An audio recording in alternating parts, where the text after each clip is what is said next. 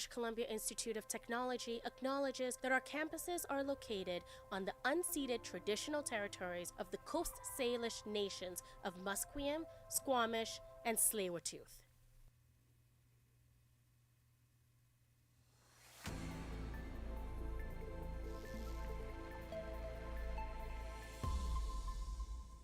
Welcome back to BCIT 1680 The Crow.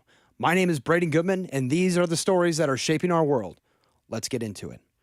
We start with a story making international headlines as hundreds of Israeli police officers have been deployed to the port of Ashdod to process some 450 international activists detained by Israeli naval forces hours earlier. Israeli naval forces on Thursday boarded most of the vessels in a flotilla attempting to break Israel's blockade of Gaza and detain dozens aboard. Those detained include European lawmakers. The operation has drawn widespread condemnation and sparked protests around the world. The global Samad flotilla was the largest yet to try to break the blockade. Activists said they'd hoped that the sheer number of boats would make it more difficult for Israeli authorities to intercept them all. But Israeli Foreign Ministry declared the operation over on Thursday afternoon. Russian President Vladimir Putin has warned the United States that supplies of long-range missiles to Ukraine will seriously damage relations between Moscow and Washington, but will not change the situation on the battlefield.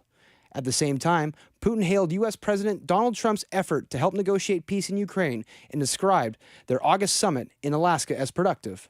Speaking Thursday at a forum of foreign policy experts in Russia's southern resort of Sochi, Putin appeared to appeal to Trump and his conservative supporters, hailing Charlie Kirk as a hero assassinated for promoting the same conservative values that Russia shares.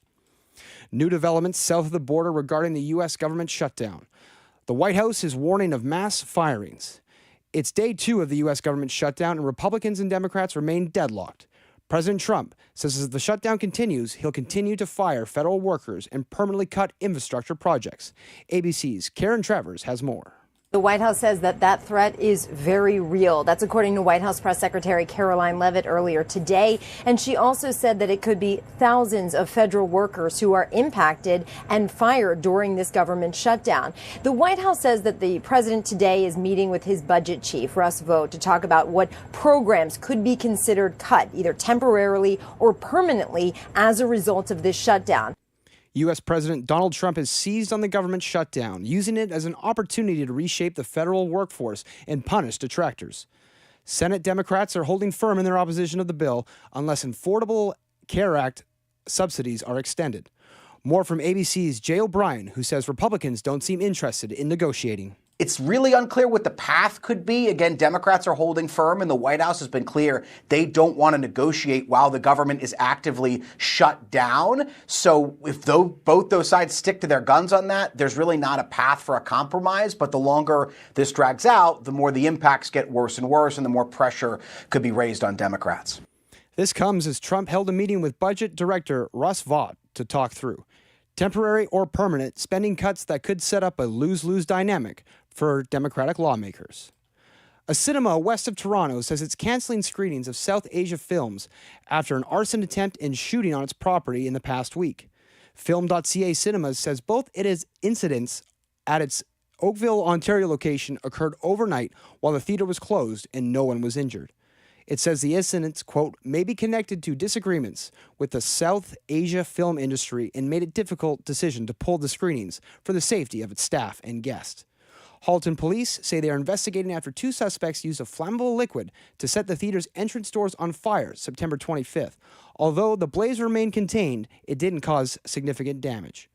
Police say that in the second incident, shortly before 2 a.m. on Thursday, a suspect approached the cinema's front entrance and fired a handgun multiple times through the door. Anyone with information is urged to contact investigators. Alberta Health Minister Adriana Legrand says the province has recorded its first measles death this year. This story can be disturbing for some viewers. Viewer discretion is advised. LaGrange says a child born prematurely died after the mother contracted measles during pregnancy. She calls the news heartbreaking and says anyone planning a pregnancy should get vaccinated beforehand. It comes after Ontario reported in June that a premature baby infected with measles had died. In July, Alberta recorded the most measles cases in North America on a per capita basis. The province's website says there have been a little more than 1,900 cases since January, with 152 hospitalizations. Aaron Su, Sousa, The Canadian Press, Edmonton. It was a busy day on the Canadian markets, and Canadian Press's Don Mitchell brings us the Business Minute. A national spy watchdog says it's found a lack of rigor in the way Canada Revenue Agency selects charities for audits over terrorism concerns. The National Security Intelligence Review Agency says a division of the CRA's Charities Directorate lacks an evidence-based method for validating risk indicators. Just after a year they opened, Loblaw is closing a second location of 3 ultra-discount no-name stores near Windsor, Ontario, citing a low customer base. And Maple Leafs pork business spin-off, Canada Packers, began trading on the Toronto Stock Exchange today, with shares going for more than $20 at one point. Taking a look at the markets, the S&P TSX Composite Index was up just over 52 points. In New York, the Dow Jones Industrial Average was also up just over 78 points. The Canadian dollar traded for 71.62 cents U.S. compared with 71.74 cents U.S. on Wednesday. The November crude oil contract closed down $1.30 U.S., while the December gold contract was down $29.40. From the Canadian Press Business Desk, I'm Don Mitchell. Looking ahead to weather, there is sunshine on the horizon.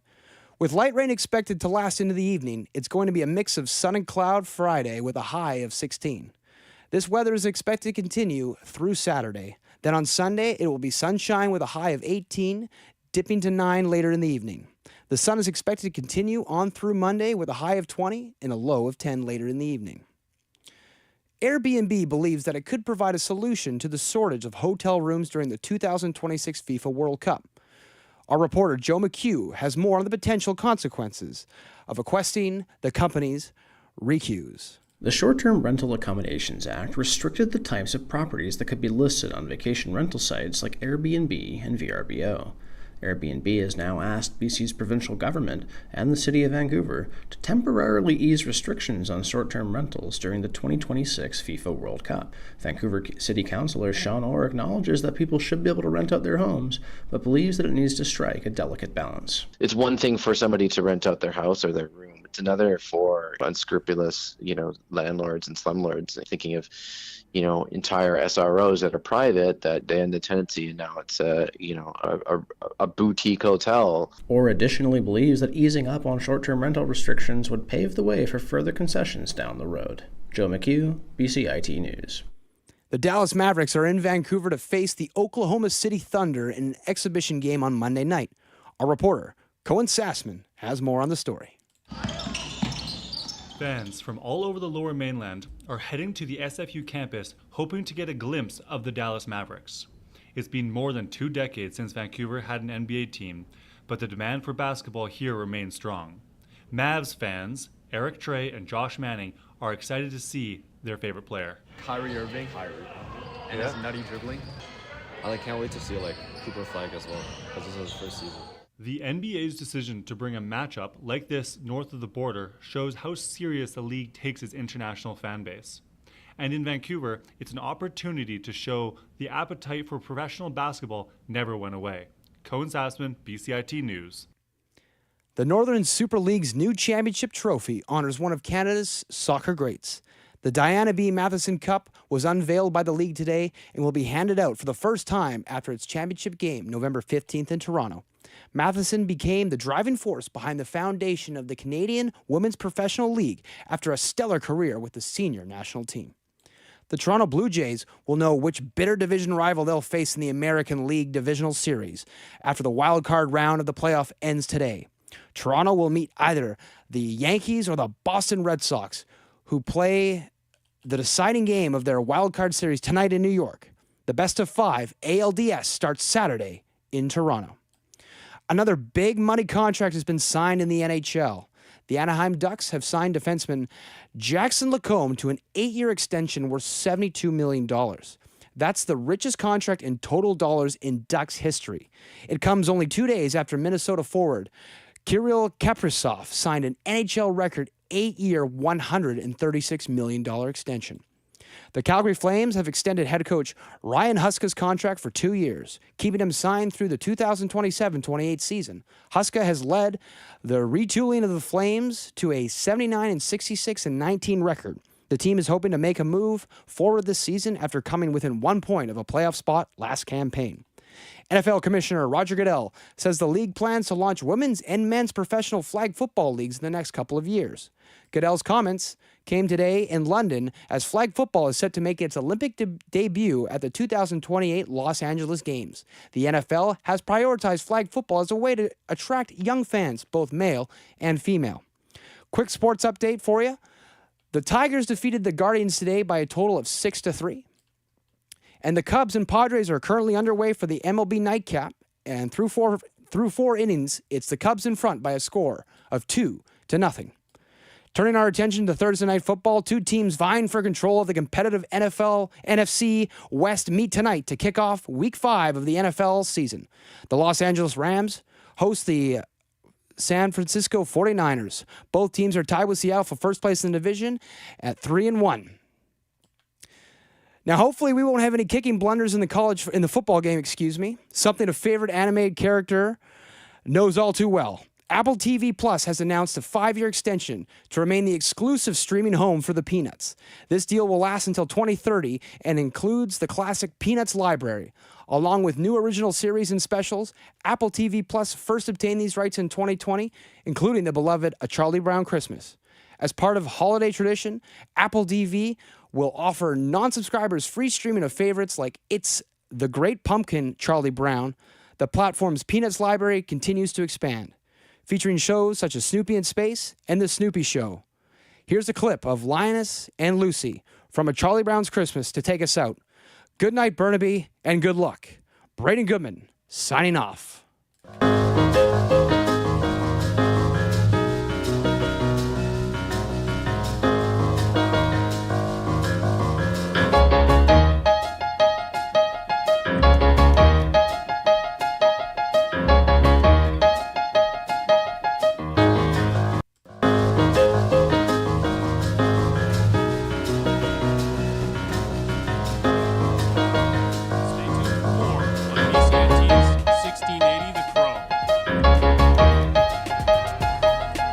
I would recommend this program for anyone that isn't sure what kind of job they want in media, because you learn everything from like public relations to communications to video editing, like radio, TV. So you do get a lot of experience in all the different fields in media.